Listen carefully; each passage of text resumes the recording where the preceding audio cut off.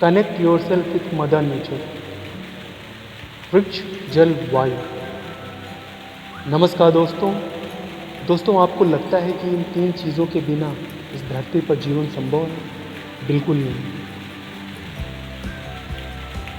दोस्तों, अगर ये 3 चीज़ें ना हो तो इस धरती पर जीवन जीना बिल्कुल भी संभव नहीं है। दोस्तों, जैसा कि मैंने अपने लास्ट वीडियो को माँ प्रकृति के अनमोल रत्न वृक्ष के महत्व, उनके गुणों और उनकी व्यथा के बारे में बताया था। दोस्तों, इस बार मैं अपनी कविता के माध्यम से आपको माँ प्रकृति के गुणों और आने वाली स्थिति कितनी भयावह हो सकती है अगर हम माँ प्रकृति का ध्यान न रखें, उसके बारे में बताना चाहूँगा। दोस्तों, जैसा कि हम जानते हैं कि माँ प्रकृति के इन 3 अनमोल रत्न वृक्ष जल वायु, ये किसी सीमा में बदकर नहीं रहते। इनका कोई स्वार्थ नहीं होता है। ये निस्वार्थ होकर मानव कल्याण में निरंतर लगे हुए हैं। दोस्तों, ये निस्वार्थ है, कोई भी स्वार्थ नहीं है इनका, तनिक भी नहीं। निस्वार्थ है वो, तनिक भी ना उसमें स्वार्थ है। न द्वंद्व है, न द्वेष है, न ऊषा है, न वेश है। जीवंत है, इसमें जान है, जोश है, अभिमान है। माँ धरा की आन है, बसे भी इसमें प्राण है। खड़ा है ये, अड़ा है ये, यथावत जड़ा है ये। जीवंत है, इसमें जान है, जोश है, अभिमान है। दोस्तों, जैसा कि हम जानते हैं कि हमारी प्राचीन गुरुकुल व्यवस्था हुआ करती थी, जिसमें विद्यार्थियों को राष्ट्र निर्माण के बारे में बताया जाता था। राष्ट्र निर्माण का मतलब सिर्फ ये नहीं होता है कि आप वहाँ का भौतिक और व्यावसायिक रूप से निर्माण करें।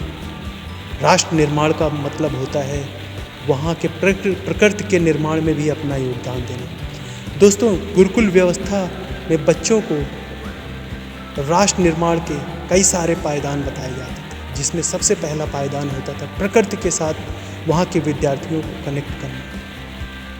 दोस्तों, गुरुकुल व्यवस्था में बच्चों को, विद्यार्थियों को माँ प्रकृति का महत्व और उनकी शक्ति के बारे में बताया जाता था। तभी प्राचीन काल से हमारे धर्म में, हमारे संस्कार में, हमारी सभ्यता में ये चीज़ विद्यमान रही है कि हम माँ प्रकृति की पूजा करें, और जो हम करते चले आ रहे हैं।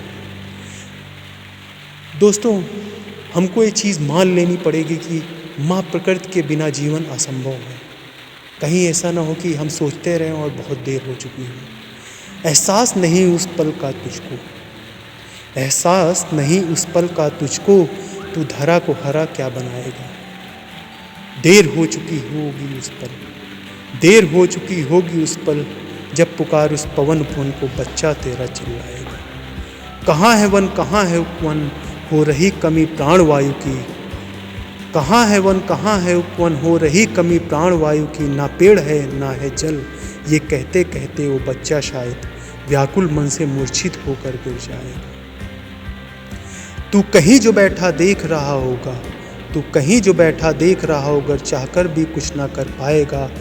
जाग मनुष्य, ये सही समय है, ऐसा मौका फिर ना आएगा। दोस्तों, जैसा कि एक प्रोवर्ब है, एक कहावत है कि पेड़ लगाने का सही समय आज से 20 साल पहले था, नहीं तो आज है। तो दोस्तों, आइए आज हम मिलकर प्रण लेते हैं और एक नैतिक जिम्मेदारी लेते हैं। नैतिक शिक्षा के माध्यम से अपने बच्चों को अपनी सभ्यता और अपनी संस्कृति के माध्यम से उनको बताते हैं माँ प्रकृति का महत्व और उनकी शक्ति के बारे में। और हम सब मिलकर अपने बच्चों के साथ आगे आते हैं और माँ प्रकृति का ख्याल रखने में अपना भरपूर सहयोग देते हैं। हम अधिक से अधिक मात्रा में जल बचाते हैं, हम अधिक से अधिक मात्रा में पेड़ लगाएंगे, हम वायु प्रदूषण कम करेंगे। कुछ ऐसे संस्कार, ऐसी सभ्यता का हम विकास करेंगे कि जिससे आने वाला समय हमारे लिए कष्टकारी ना हो और आने वाली जनरेशन्स को हम जवाब दे सकें। धन्यवाद दोस्तों।